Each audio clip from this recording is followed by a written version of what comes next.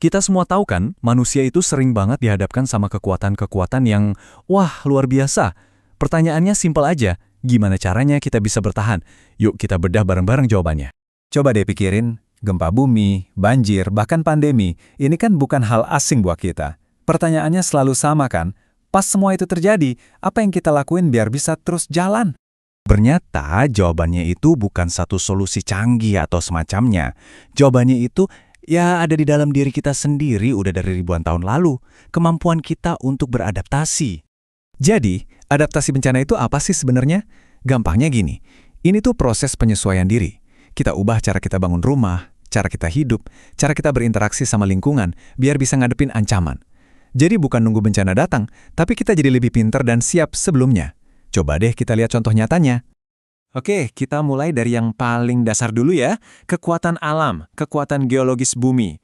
Gimana sih caranya manusia belajar buat hidup bareng bumi yang kadang suka bergerak dan berubah? Nah, kalau ngomongin gempa, adaptasinya itu ada dua macam. Yang pertama, jelas fisik. Ya kayak bangun rumah tahan gempa ini. Tapi ada lagi yang nggak kalah penting, yaitu soal makanan. Konsep lumbung hidup ini keren banget. Jadi kita nanam tanaman pokok kayak singkong atau ubi di sekitar rumah. Jadi kalaupun infrastruktur lain rusak, persediaan makanan kita tetap aman. Dan ya, hidup. Oke, tadi guncangan dari bawah. Gimana kalau ancamannya dari atas? Tinggal di dekat gunung berapi aktif, itu butuh adaptasi yang, wah, beda lagi ceritanya. Yang seru dari adaptasi vulkanik ini tuh semuanya praktis banget. Atap yang lebih kuat itu bukan cuma buat nahan hujan, tapi buat nahan beban abu vulkanik yang bisa berat banget loh. Terus masker, itu bukan sekedar gaya-gayaan, tapi jadi alat vital buat ngelindungin paru-paru. Setiap detailnya ini tuh pelajaran dari pengalaman, yang tujuannya cuma satu, jaga keselamatan bareng-bareng. Slide ini nunjukin kalau adaptasi itu ada tingkatannya, nggak semuanya sama. Ada 3 cara. Pertama, kita bisa bereaksi, misalnya dengan nanam pohon. Kedua, kita bisa menyesuaikan diri, maksudnya mengubah kebiasaan kita sebagai masyarakat. Dan kalau udah ekstrem banget, adaptasi terbaik ya mundur, pindah ke tempat yang lebih aman. Kadang, itu pilihan paling bijak. Oke, dari urusan tanah, sekarang kita pindah ke elemen yang penting banget buat hidup, tapi bisa juga jadi ancaman. Air, entah itu kebanyakan atau malah kekurangan. Dua-duanya jadi tantangan unik. Ini nih, kayak dua sisi dari satu koin yang sama.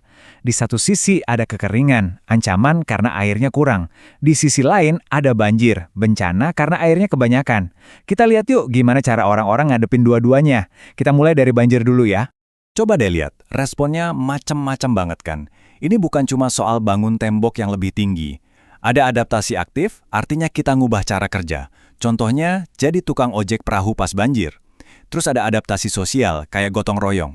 Ini nunjukin kalau ikatan antar warga itu bisa jadi senjata paling ampuh buat bertahan hidup. Nah, kalau banjir rob atau banjir karena air pasang, ini pantangannya beda. Dia datang terus-terusan. Makanya, adaptasinya juga harus berkelanjutan. Kita lihat kan, rumah-rumah dibikin panggung atau ditinggiin. Terus di level warga, mereka kerja bareng buat ninggiin jalan. Bahkan sampai ada adaptasi ekonomi loh. Pas lingkungan berubah, kadang-kadang mata pencarian juga ya harus ikut berubah. Kalau banjir, tadi banyak adaptasi dari warganya langsung. Kekeringan ini seringnya butuh solusi yang lebih besar, yang pakai teknologi. Intinya sih soal gimana caranya kita ngelola sumber daya air yang terbatas ini dengan pinter. Mulai dari bangun bendungan raksasa, sampai pakai sistem irigasi tetes yang presisi banget. Nah, bencana itu kan nggak selalu dari alam. Dunia modern kita ini juga nyiptain tantangannya sendiri. Yuk kita lihat gimana kita beradaptasi sama ancaman-ancaman yang ini. Pandemi kemarin ngajarin kita banyak banget soal kekuatan adaptasi perilaku. Hal-hal yang dulu kita anggap aneh, pakai masker, jaga jarak, tiba-tiba jadi kebiasaan baru kita semua. Ini tuh contoh adaptasi di level pribadi, tapi dampaknya luar biasa besar buat ngelindungin semua orang. Ancaman modern ini macam-macam banget ya. Dari kegagalan teknologi sampai kegagalan sosial.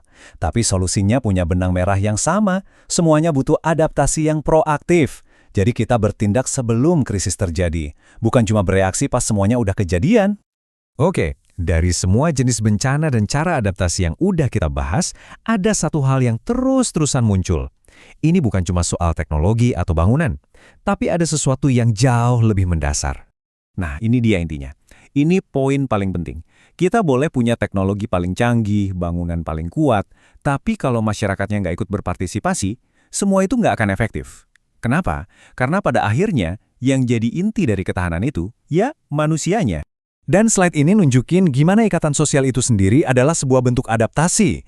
Gotong royong pas banjir, rasa persatuan pas ada krisis nasional, pendidikan yang ngajarin kita buat saling ngerti. Semua ini tuh kayak jaring pengaman sosial yang bantu kita ngadepin bencana, termasuk bencana sosial kayak konflik atau kejahatan. Pada akhirnya, semua ini kembali lagi ke lingkungan kita masing-masing. Coba deh, pikirin tantangan apa yang paling sering dihadapi di komunitas Anda. Gimana cara kalian semua, bareng-bareng, beradaptasi supaya bisa bertahan dan bahkan berkembang? Jawabannya tuh ada di sekitar kita loh, dalam tindakan-tindakan kecil yang kita lakuin setiap hari.